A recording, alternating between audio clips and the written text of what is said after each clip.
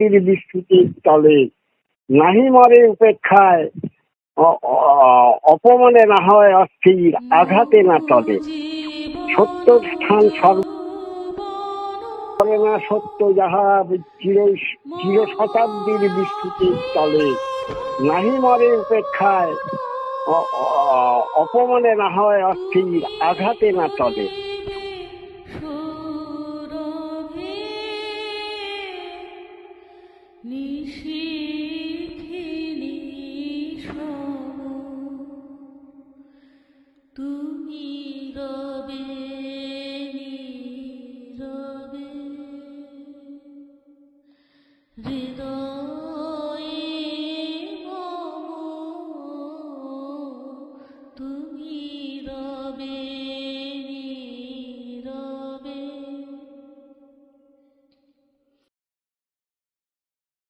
জাগিবে কাকে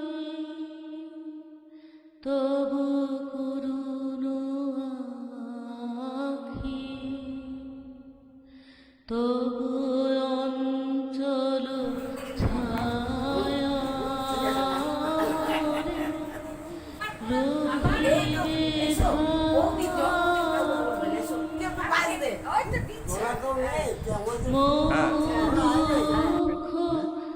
আঠাটা যেখান থেকে এনে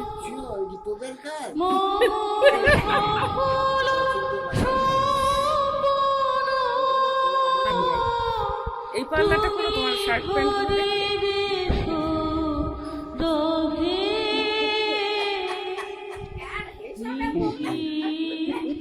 যেখানে যে জিনিসটা রাখবো, এটা হচ্ছে আমার, তার থেকে সরিয়ে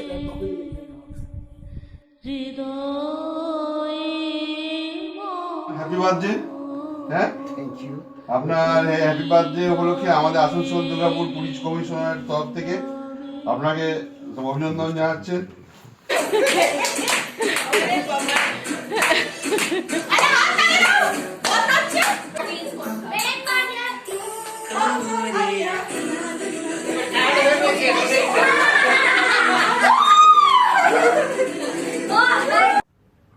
নমস্কার, আমি শাশ্বত বা সানি। কিন্তু আজ যে মানুষটার কথা আমি বলবো তার সাথে আমার সম্পর্কের একটা বিশেষ নাম ছিল। সম্পর্কটার নাম ছিল দাদা ভাই। তো এই দাদা ভাই ডাকটার মধ্যে যে কতটা স্নেহ লুকিয়ে আছে সেটা হয়তো আমি শব্দে প্রকাশ করতে পারবো না। দাদা ভাই এই ডাকটা শুনলে আমার মনে পড়ে ছোটবেলায় সেই 4 চাকা গাড়ি চড়ার আনন্দ।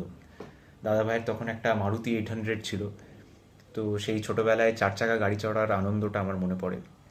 দাদা ভাই বলতে আমার মনে যেটা পড়ে সেটা হচ্ছে আমি যখন সেন্ট জেভিয়ার্সে পড়তাম, তো তখন স্কুল ফেরত যখন বাসটা দাদা ভাইয়ের বাড়ির সামনে দিয়ে যেত, দাদা ভাই আর ঠাম্মা দুজনেই দাঁড়িয়ে থাকতো আমাকে হাত নেড়ে ওয়েভ করার জন্য। দাদা ভাই বলতে আমার মনে পড়ে একটা প্রকৌশল চিন্তাধারা সমেত এক মানুষ, a man with engineering mindset. আমার দাদা ভাইয়ের চেহারা বলতে যেটা মনে থাকবে সেটা হচ্ছে দাদা ভাইয়ের সেই সবুজ টুপি, যা শীতকালে আমরা হয়তো অনেকেই দেখে অভ্যস্ত দাদা ভাইকে ওই সবুজ টুপিটা পরতে কম বেশি। তো এরকম হাজারো স্মৃতি আছে যেগুলো বলতে গেলে হয়তো এক বেলা বা একদিন সেটাও হয়তো কম পড়ে যাবে। তো আমি কিছু লাইন লিখেছি দাদা ভাইয়ের জন্য, সেটা লিখেই আজকে আমি শেষ করব। তোমার স্মৃতি আজও জেগে আমার মনের কোণে বেঁধে, তোমার হাসি তোমার ডাক মিশে গেছে জীবন স্রোতে একসাথে পাক। আজ তুমি নেই তবু আছো মনে, তোমার স্মৃতি আঁকা আমার জীবনের বরণে। তোমার আলোয় দেখব পথের দিশা, দাদা ভাই তুমি আমার অন্তহীন আশা। দাদা ভাই তুমি যেখানেই থেকো ভালো থেকো, আমাদের সকলকে আশীর্বাদ করো। দাদাই, তোমাকে নিয়ে কথা বলবে আর দিদিয়া এটা বলবে না, এটা তো হয় না। প্রথমবার যখন তোমাকে দেখি দাদাই, তুমি কাঁদছিলে তোমার বড় মেয়েকে নিয়ে, মানে আমার শাশুড়ি, আমার মামনি। তুমি কাজলে আর আমার হাত ধরে এটা বলেছিলে, আমার মেয়েটাকে একটু দেখো, ভালো রেখো তাকে। খুব কম সময়ের জন্য তোমাকে পেয়েছি দাদাই, তবে আমার না পাওয়া জায়গাটা তুমিই ফুলফিল করতে পেরেছো। ছোটবেলা থেকে দাদু দিদাকে কখনো কাছে দেখতে পাইনি, আর সেটা ভগবান আমাকে তোমাকে দিয়ে পূরণ করিয়েছে। আমি কৃতজ্ঞ যে আমি তোমাকে কাছে পেয়েছিলাম। তোমার স্মৃতি নিয়ে থাকতে পারবো, আমার পরবর্তী প্রজন্মকে তোমার ব্যাপারে বলতে পারবো। আমারও দাদু দিদা আছে, এ কথা বলতে পারবো। আমি গর্বিত। শুধু এটুকু বলবো দাদাই, খুব মিস করছি তোমাকে। আমাদের মাঝে আবার পারলে ফিরে এসো। মামা বাড়ি, সেই হাফ প্যান্টের বেলা থেকেই যেন একটা স্বপনপুরের রাজ্য। যা রাজা রানী ছিল অবশ্যই আমাদের দাদু আর দিদা, তবে মন্ত্রী শান্তি অনেকেই ছিল। অবশ্যই প্রধানমন্ত্রী শ্রী অচিন্ত্য কুমার দাস, আমাদের বড় মামা, যা নিজের কথায় মামা মায়ের চেয়েও বড়, কারণ মামায় আছে ডবল মা, মা মা। তাই ডবল মা হতে গেলে কিন্তু বেশ দম লাগে। আর এ কথা অনস্বীকার্য যে মামার সেই দমটা ছিল। 5 ফুট 5 ইঞ্চি লোকটার কাঁধ এবং বুক কিছু অপরিসর বাদ দিলে বেশ চওড়া ছিল আজীবন। মনে পড়ে মাধ্যমিকের রেজাল্টের পর মামা নিজের হাত থেকে ফেভারলি বা হাত ঘড়িটি আমাকে খুলে উপহার দিয়েছিলেন। ইস, আমি হতভাগা, সে ঘড়ি কোথায় কবে হারিয়ে ফেলেছি। ঘড়ি তো সময়কে ধরে, আমরা ঘড়ির সাথে সেই সময় ক্রমশ হারিয়ে ফেলছি। মামা, তুমিও স্মৃতিপুরের বাসিন্দা হয়ে গেলে। আরেকটা মজার জিনিস মনে পড়ে, আমি তখন কলেজে চাকরি পেয়েছি, বেশ কিছুদিন হয়ে গেল। তা মামা বহুদিন পর্যন্ত একটা একই প্রশ্ন জিজ্ঞেস করতো বারবার, মানে বেশ কিছুদিন পর পর, ও তার মানে তুই ডক্টর প্রিয়তোষ দত্ত? হ্যাঁ। ও তার মানে তুই মানে হোল টাইম পার্মানেন্ট লেকচারার, তাই তো? তোর স্কেল এই তো? আমি হয়তো সংশোধন করে বলতাম, মামা এখন আর লেকচারার নয়, রিডার, আর স্কেলটা অমুক নয় তমুক। অথবা মামা এখন অ্যাসোসিয়েট প্রফেসর, স্কেলটা অমুক নয় তমুক। মামা একটু মুচকি হাসতেন। প্রথম মনে হতো এটা কি হিংসের হাসি?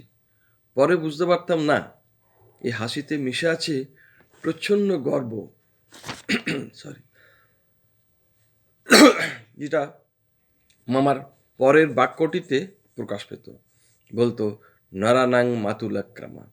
আসলে মামার একটা গুণ ছিল, টু অ্যাকনোলেজ অ্যান্ড অ্যাপ্রিসিয়েট। শেষের দিকে ফোন করলে বেশিরভাগ সময়টা মামার কথাই থাকতো। ধরে ধরে একে একে সবার খোঁজ নেওয়া আর প্রত্যেককে আশিস জানানো, শুভাশিস। মামা, তুমি যেখানেই থাকো তোমার আশিস থেকে যেন বঞ্চিত না হই। তুমি তো শুধু মামা ছিলে না, শেষের দিকে more a friend and philosopher, a guide হয়ে যেতে, রাদার দ্যান এ মেয়ার মামা। অনেকটা দুই অসমবয়সী বন্ধুর মতো। তর্ক করেছি, তবে কোনোদিন ঝগড়া করিনি। মামার মধ্যে একটা অদ্ভুত যুক্তিবাদী, বিজ্ঞান মনস্ক, তার্কিক মানুষ ছিল, যেটা হয়তো আমাকে পেলে মাঝে মাঝে বেরিয়ে আসতো প্রকাশ্যে। And I use to enjoy that man at the surface. মামা, তুমি জীবনটাকে চুটিয়ে এনজয় করেছো। দায়িত্ব পালন এবং অধিকার ভোগ, দুয়ে রেসপেক্টে, right and responsibility. I am sure you don't regret not for being on the earth anymore. তাই আমিও তোমার জন্য হা হুতাশ করব না। ভালো থেকো যেখানেই থেকো। শুধু মামির জন্য একটু কষ্ট হয়, বড্ড একা হয়ে গেল বোধ হয়। তবে মামি, চিন্তা নেই, আমরা অনেকেই আছি তোমার সাথে। তুমিও আমাদের সবাইকে নিয়ে ভালো থেকো, আমাদেরকে ভালো রেখো। নমস্কার। নেবে আরেকটা চিপস নেবে? দাও দিয়ে দাও, কটা নেবে? একটাই দাও, চাও শেষ হয়ে এসছে। আমার দোকানে এইগুলো পাই না তো। আর একটু বাড়া। দো নাও প্লেটটা দাও। না লাগে। জীবন থাকলে মৃত্যু অবধারিত, এ যেমন চিরন্তন সত্য, তেমনি জীবৎকালে ছুঁয়ে আসা মুহূর্তগুলোতে স্মৃতির বেঁচে থাকাও আরেক সত্য। মামা সম্বন্ধে বলতে গেলে বা মামার সাথে আমার স্মৃতির সম্বন্ধে বলতে গেলে খেই হারিয়ে ফেলা খুবই সম্ভব। তবুও কিছু কিছু স্মৃতি যদি শেয়ার করা যায়। মামা নেওটা হিসেবে আমার পরিচিতি সেই জন্মাবধি। মানে মামার যথারীতি অনেক ভাগ্নে ভাগ্নি, বড় পরিবার, কিন্তু আমার যেন অধিকার সবচেয়ে বেশি এরকম একটা বোধে বোধহয় ভুগতাম ছোটবেলার থেকে।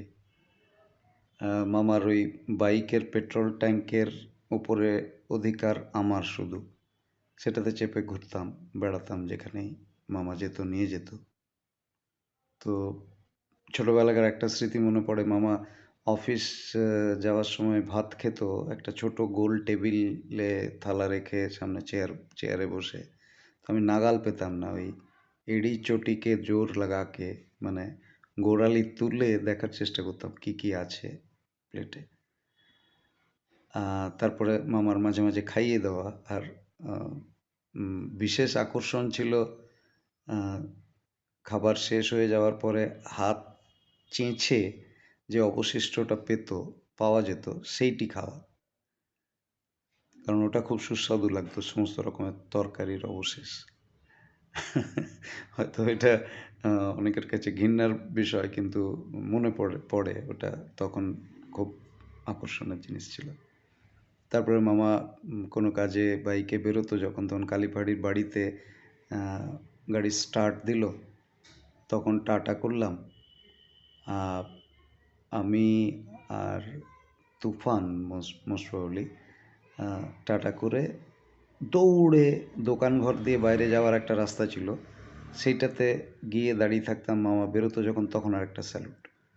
তো মামা প্রথম অবাক হয়ে যেত যে আবার এরা কোথা থেকে এলো বাইরের থেকে। তো সেটাও বেশ মামা মাঝে মধ্যে এটা স্মৃতিচারণ করতো ইদানিংকালেও। তারপরে ওই মামার সাথে বাজারে যাওয়া, নববর্ষের সেই প্যাকেট ক্যালেন্ডার আর কোকা কোলা খাওয়া, দোকানগুলোতে যেত আমার বিরাট খাতির। তো সেই স্মৃতিও রয়েছে। তারপরে কিশোর অবস্থায় মামার কাছ থেকে শেখা, প্রচুর শেখা, অনুসন্ধিৎসা শিক্ষা মামার কাছ থেকেই, প্রশ্ন করা। তারপর প্রত্যেকটা জিনিসে গভীরে যাওয়া, এমনি দার্শনিক আলোচনাও, আর তাছাড়াও মামার যে ইঞ্জিনিয়ারিং স্কিল ছিল সেটার থেকে প্রচুর শিখেছি। কতটা জানি না, তবে অবজার্ভ তো করেইছি যে মামা যেখানেই থাকুক, কোনো কিছু যদি খারাপ হয়ে পড়ে আছে সেটাকে খুলে সেটাকে মেরামত করার একটা প্রচেষ্টা সবসময় মামার থাকতো। কোনো সময় খালি বসতো না মামার ইয়াং এজে আর কি। সেই স্মৃতিও রয়েছে। তারপরে আরও তোমার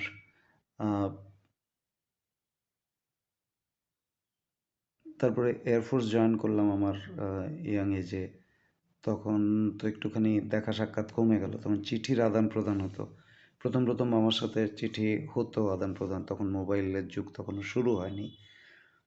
তো সেই স্মৃতিও রয়েছে। আমার চিঠির কালেকশনে বোধহয় 1-2 চিঠিও থাকবে মামার। আর তারপরে বাবা মারা গেল, বাপি মারা গেল 2008-এ জানুয়ারির ঠান্ডায়। চণ্ডীগড়ে আমি তখন পোস্টেড, আমার কাছেই ছিল বাবা। তো তখন 2 দিনের মধ্যে মামা পৌঁছে গেল, কারণ ওই সেক্লুডেড অমনি আলাদাভাবে থাকাতে আত্মীয় স্বজন তো বিশেষ থাকে না, বন্ধু বান্ধব থাকলেও তো সেই যে উপস্থিতি, একটা বিরাট ভরসা। মামারও তখন বয়স ভালোই হয়েছে, বাবা 67 বছর বয়সে মারা গেছে, মামা তখন 75-এর কাছাকাছিই হবে। তো সেই স্মৃতিও রয়েছে যে সব পরিস্থিতিতে পাশে দাঁড়ানোর যে একটা, এটা তো নন ভার্বাল একটা শিক্ষাও।